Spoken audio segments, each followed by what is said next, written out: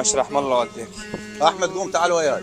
تنزل دموع بسأل نفسي انا بامين، تايت عمري وحزين، بكره هتدور السنين وهعرفكم انا بامين. يا ياما جرحتني ودوختني حمودي هذا الظاهر الولد طبته خير وجاي من سفر بعيد، وان شاء الله يجي الرزق على عينه. بس حمودي هذا الولد مش مهما كان لازم اختبره، واختبار قوي. اذا نجح بيه نخليه يستمر بالمحل، وراح اختبره. شو اسوي استاذ؟ ما لك علاقه. بحاول اخبي دموعي،